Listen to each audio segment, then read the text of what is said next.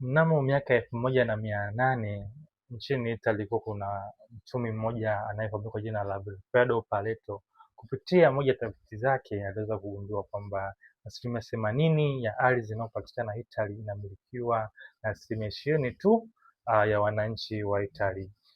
Kupitia ugunduzi huu aliweza kuona pia kitu hicho kinaonekana katika baadhi ya mambo. Mfano, alipokuwa katika gadeni yake, katika bustani yake, aliweza kugundua kwamba 80% ya mazao yanayozalishwa katika gadeni yake yanatokana na 20% tu ya mimea ambayo inapatikana katika gadeni yake. Uvumbuzi huu umepelekea watu wengi pia kuhusianisha asilimia hizo katika mambo mengine ambayo wanakuwa wanayafanya, anakuja na principle inayoitwa Pareto Principle. Principle hii inasema kwamba 80% ya matokeo tunayoyapata yanatokana tu na 20% ya visababishi. Hivyo katika jambo lolote, huo uhusiano mara nyingi unakuwa unaonekana, sio kwa asilimia zile kamili, lakini zinakuwa zinakaribia.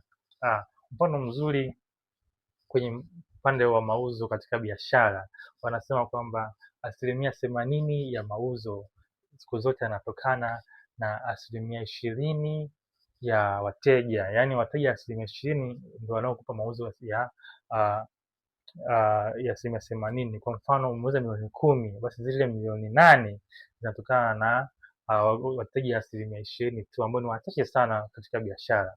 Hii inakusaidia nini? Hii inakusaidia kwamba uweze kuwagundua kwenye wateja wako ambao ni very potential, alafu ufocus nao katika customer care, katika kuwahudumia, kuwapa priority, ili sababu unakuwa unafahamu nguvu zako unaziweka wapi.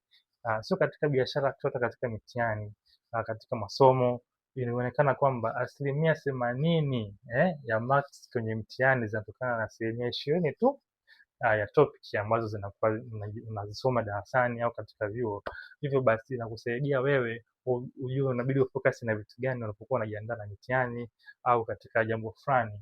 Pia uhusiano huu unaonekana katika mambo mengi ya mahusiano.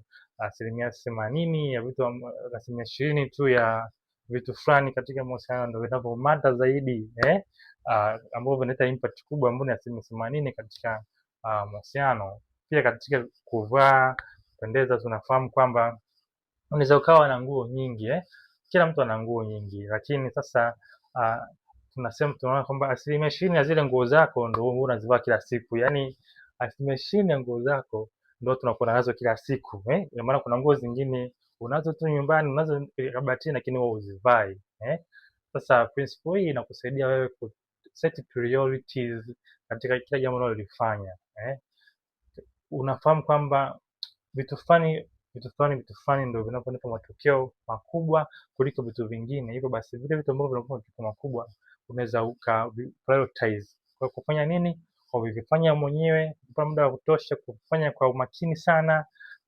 Kama kuna wateja ambao una biashara, kuna wateja ambao ushagundua ni 20% ni potential customers.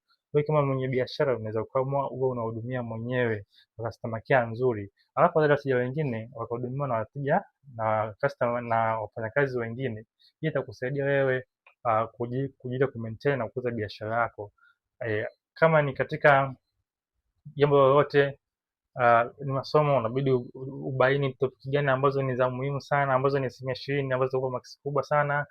Kama ni kwenye jambo lolote lile, unabidi ugundue kwamba ni task gani, ni vitu gani ambavyo kwenye hii taasisi ambavyo vikifanyika ndio vina impact kubwa sana. Kwa hiyo ukishavigundua, wewe kama kiongozi au wewe kama ni mwenye biashara, vile vitu ambavyo vina impact kubwa na vya muhimu sana, wewe ndio unabidi uvifanye. Alafu vile vitu ambavyo ni 80% ambavyo sio vya msingi sana, vile unaweza ukawapa watu wengine wakafanya, unaweza ukafanya delegation, vikafanyika vikaenda vizuri. Alafu wewe ukafocus na vile vitu ambavyo vinakuwa ni very impactful na vinakuwa matokeo ambayo ni makubwa. Naamini video itakusaidia katika kutimiza priority zako na kubadilisha mtazamo wako namna ambavyo unapeleka mambo katika maisha yako ya kawaida.